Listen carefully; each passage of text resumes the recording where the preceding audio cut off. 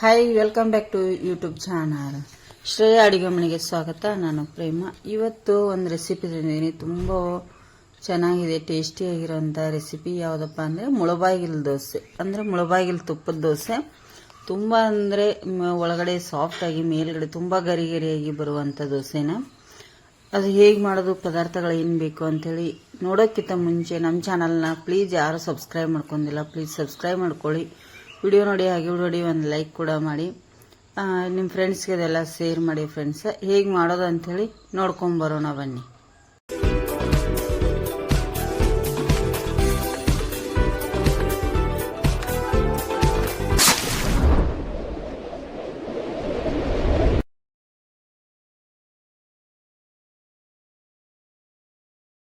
Friends, ನಾನಿಲ್ಲಿ ಮುಳಬಾಗಿಲ್ದು ಮಸಾಲೆ ದೋಸೆ ಮಾಡಲಿಕ್ಕೆ ನೋಡಿ, ನಾನು 1 ಕಪ್ಪು ಅಕ್ಕಿ, ಎಷ್ಟು ಹೇಳ್ತೀನಿ ನೋಡಿ, 2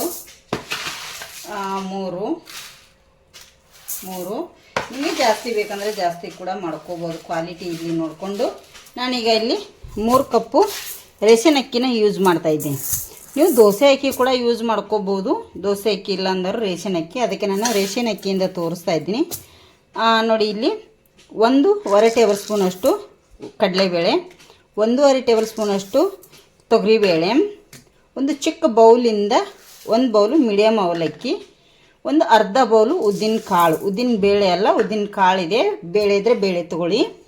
ಹಾಗೆ ಒಂದು ಅರ್ಧ ಟೀ ಸ್ಪೂನ್ಗಿಂತ ಕಮ್ಮಿ ಮೆಂತ್ಯ ಕಾಳು. ಈಗ ಇದೆಲ್ಲವನ್ನು ನಾನು ಏನು ಮಾಡ್ತೀನಿ, ಕ್ಲೀನ್ ಮಾಡಿ ತೊಳೆದು ಒಂದು 5 ರಿಂದ 6 ಗಂಟೆಗಳ ಕಾಲ ನಾನು ನೆನಿಲಿಕ್ಕೆ ಬಿಡ್ತೀನಿ. ಈಗ 5 ರಿಂದ 6 ಗಂಟೆಗಳ ಕಾಲ ತುಂಬ ಚೆನ್ನಾಗಿ ನೆನಿಬೇಕಿದು. ನೆನೆಯಲಿ ನೋಡಿ, ಇದನ್ನು 5 ರಿಂದ 6 ಗಂಟೆಗಳ ಕಾಲ ನೆನೆಯಲಿಕ್ಕೆ ಹಾಗೆ ಬಿಡ್ತೇನೆ ಫ್ರೆಂಡ್ಸ. ನೆನೆಯಲಿ. ಇದು ನೆನೆದ ನಂತರ ಮಿಕ್ಸಿಗೆ ಹಾಕಿ ರುಬ್ಬಿ ತೋರಿಸ್ತೇನೆ ನೋಡಿ. ಇಲ್ಲಿ 5 ರಿಂದ 6 ಗಂಟೆಗಳ ಕಾಲ ಅಕ್ಕಿ, ಉದ್ದಿನಬೇಳೆ ಎಲ್ಲ ನೋಡಿ, ಅವಲಕ್ಕಿ ಸಹ ಕಾಣಿಸ್ತಾ ಇಲ್ಲ, ಎಲ್ಲ ನೆನೆದು ಬಿಟ್ಟಿದ್ದಾವೆ. ಈಗ ಫ್ರೆಂಡ್ಸ್, ಇದು ನಾನೀಗ ಮಿಕ್ಸಿಗೆ ಹಾಕೊಂಡ್ಬಿಡ್ತೇನೆ, ಮಿಕ್ಸಿ ಮಾಡ್ಕೊಂಡ್ಬಿಡ್ತೇನೆ ನೈಸಾಗಿ. ನಾವು ದೋಸೆ ಹಿಟ್ಟನ್ನು ಯಾವ ಥರ ರುಬ್ಕೋತೀವಿ ನೋಡಿ, ಆ ಥರ ರುಬ್ಬಿದರೆ ಸಾಕು ನೋಡಿ. ಇದಕ್ಕೆ ಸ್ವಲ್ಪ ಸ್ವಲ್ಪ ನೀರು ಹಾಕಿ ನಾನೀಗ ನೈಸಾಗಿ ರುಬ್ಕೊಂಬರ್ತೇನೆ ಇದನ್ನು ಚೆನ್ನಾಗಿ. ಮಿಕ್ಸಿಯಲ್ಲಿ ರುಬ್ಬೋದಿಲ್ಲ ಅಂದರೆ ನೀವು ಗ್ರೈಂಡ್ರಲ್ಲಿ ಕೂಡ ರುಬ್ಕೋಬೋದು ನೋಡಿ. ಇಲ್ಲಿ ನಾನು ನೈಸಾಗಿ ರುಬ್ಬಿದ್ದೀನಿ. ಈಗ ಇದೇ ಥರ ಹಿಟ್ಟನ್ನು ನಾನು ಎಲ್ಲವನ್ನು ರುಬ್ಕೋತೇನೆ ನೋಡಿ. ಇಲ್ಲಿ ಹಿಟ್ಟೆಲ್ಲ ರುಬ್ಬಿದ್ದೇನೆ ಫ್ರೆಂಡ್ಸ. ರುಬ್ಬಿ ಎಲ್ಲ ಮಿಕ್ಸ್ ಮಾಡಿ ಹಿಟ್ಟನ್ನು ನಾನು ಇಲ್ಲಿಗ ನೋಡಿ ಈ ಥರ ಒಂದು ಸತಿ ಚೆನ್ನಾಗಿ ಹೀಗೆ ಕೈಯಿಂದ ಮಾಡಬೇಕು. ಅದು ತುಂಬ ಹಿಟ್ಟು ಸುಡ್ತಾ ಇದೆ ಫ್ರೆಂಡ್ಸ್, ಅದಕ್ಕಾಗಿ ನಾನು ಬಿಟ್ಟಿದ್ದೇನೆ ಇಲ್ಲಿಗ ನೋಡಿ. ನಾನು ಈಗಲೇ ಉಪ್ಪನ್ನು ಕೂಡ ಸೇರಿಸಿಡ್ತೀನಿ. ಸೋಡಾ ಪುಡಿ ಆಗಲಿ ಏನನ್ನು ಹಾಕಲ್ಲ ಫ್ರೆಂಡ್ಸ. ರುಚಿಗೆ ತಕ್ಕಷ್ಟು ಉಪ್ಪನ್ನು ಕೂಡ ರಾತ್ರಿನೇ ಹಾಕಿ ಒಂದು ಮುಚ್ಚಳ ಮುಚ್ಚಿ ಇಡ್ತೀನಿ. ಇವತ್ತು ನೈಟ್ ಫುಲ್ ಇಡ್ತೇನೆ, ಬೆಳಗ್ಗೆ ತೋರಿಸ್ತೇನೆ ನಿಮಗೆ ನೋಡಿ. ಇಲ್ಲೊಂದು ಕಡಾಂಗ್ ಇಟ್ಟಿದ್ದೇನೆ ಫ್ರೆಂಡ್ಸ್. ಇದಕ್ಕೆ ಚಟ್ನಿ ಮಾಡಲಿಕ್ಕೆ ನಾನು ಸ್ವಲ್ಪ ಈರುಳ್ಳಿ ಎಲ್ಲ ಫ್ರೈ ಮಾಡ್ಕೊಂಡಿದ್ದೀನಿ ಅಂಥೇಳಿ ಅದರಲ್ಲೇ ಮಾಡ್ತಾಯಿದ್ದೀನಿ ನೋಡಿ. ಇಲ್ಲಿ ಸ್ವಲ್ಪ ಎಣ್ಣೆ ಕೂಡ ಹಾಕಿದ್ದೀನಿ. ಮಸಾಲೆ ದೋಸೆಗೆ ಸಿಂಪಲ್ ಆಗಿರುವಂಥ ಒಂದು ಆಲೂಗಡ್ಡೆ ಪಲ್ಯ ಮಾಡ್ತಾಯಿದ್ದೀನಿ. ದೋಸೆ ಮಾಡ್ತಾಯಿದ್ದೀವಿ ಅಂದಮೇಲೆ ಪಲ್ಯ ಬೇಕಲ್ಲ ಫ್ರೆಂಡ್ಸ. ಸಿಂಪಲ್ಲಾಗಿ ಇದು ರೆಸಿಪಿ ಕೂಡ ಆಲೂಗಡ್ಡೆದ್ದು ಆಲ್ರೆಡಿ ಶೇರ್ ಮಾಡಿದ್ದೀನಿ. ಈಗ ಇದನ್ನು ಎಲ್ಲವನ್ನು ಹಾಕಿ ಶೇರ್ ಮಾಡ್ಕೋತಾ ಇದ್ದೀನಿ ಸಿಂಪಲ್ಲಾಗಿ ನೋಡಿ. ಇಲ್ಲಿ ಸಾಸಿವೆ ಹಾಕಿದೆ. ಈಗ 1 ರಿಂದ 1.5 ಟೇಬಲ್ ಸ್ಪೂನಷ್ಟು ಇದು ಉದ್ದಿನಬೇಳೆ ಹಾಕ್ತಾಯಿದ್ದೀನಿ. ಹಾಗೆ ಕರಿಬೇವು 1-2 ಕಡ್ಡಿ ಹಾಕ್ತಾಯಿದ್ದೀನಿ ನೋಡಿ. ಸ್ವಲ್ಪ ಇದನ್ನು ಸಿಡಿತಾ ಇದೆ ನೋಡಿ. ಈಗ ಇದಕ್ಕೆ ಕಟ್ ಮಾಡಿ ಇಟ್ಟಿರೋಂಥ ದೊಡ್ಡದು 2 ಈರುಳ್ಳಿನ ಸೇರಿಸ್ಕೊತಾ ಇದ್ದೀನಿ. ಇದನ್ನೀಗ ಚೆನ್ನಾಗಿ ಎಣ್ಣೆಯಲ್ಲಿ ಕೆಂಪಗಾಗೋ ರೀತಿ ನಾವು ಫ್ರೈ ಮಾಡ್ಕೋಬೇಕಾಗತ್ತೆ ನೋಡಿ. ಈರುಳ್ಳಿ ಎಷ್ಟು ಚೆನ್ನಾಗಿ ಫ್ರೈ ಆಗ್ಯಾವಲ್ಲ, ಈ ಥರ ನಮಗೆ ಫ್ರೈ ಆಗಬೇಕು ಚೆನ್ನಾಗಿ ನೋಡಿ. ಇಲ್ಲಿ ಮೆಣಸಿನ್ಕಾಯಿನ ನಾನು ಕುಟ್ಟಿ ಪುಡಿ ಮಾಡಿಟ್ಟಿದ್ದೀನಿ ಫ್ರೆಂಡ್ಸ, ಅದನ್ನು ಕೂಡ ಹಾಕ್ತಾಯಿದ್ದೀನಿ ನೋಡಿ. ಇದಕ್ಕೆ ನೀವು ಇಲ್ಲಿ ಬೇಕಾದ್ರೆ ಕಟ್ ಮಾಡಿ ಕೂಡ ಹಾಕೋಬೋದು, ಬೇಡ ಅನ್ನೋರು.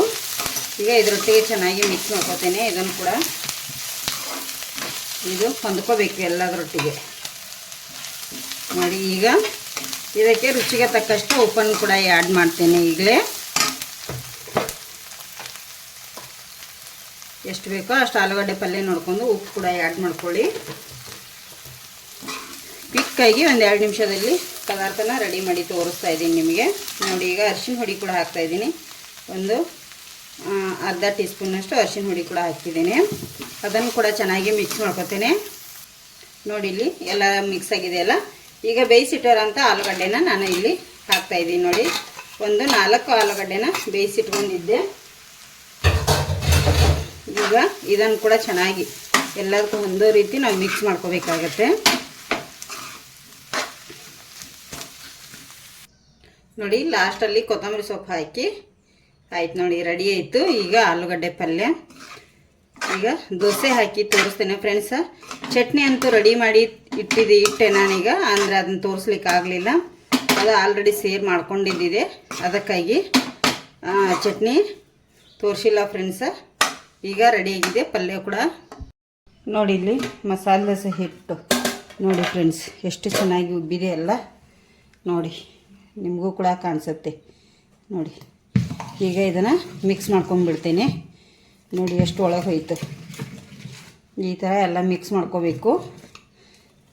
ನೋಡಿ ಸೌಂಡ್ ಕೇಳಿಸುತ್ತಲ್ಲ, ಉಬ್ಬಿರೋದು ಚೆನ್ನಾಗಿ ಉಬ್ಬಿದೆ. ಇದಕ್ಕೆ ನಿಮಗೆ ಕಲರ್ ಬೇಕಂದರೆ ಸ್ವಲ್ಪ ಶುಗರನ್ನು ಆ್ಯಡ್ ಮಾಡ್ಕೊಳ್ಳಿ. ಕಲರ್ ಬೇಡ ಅನ್ನೋರು ಹಾಗೆ ಬಿಟ್ಟುಬಿಡಿ.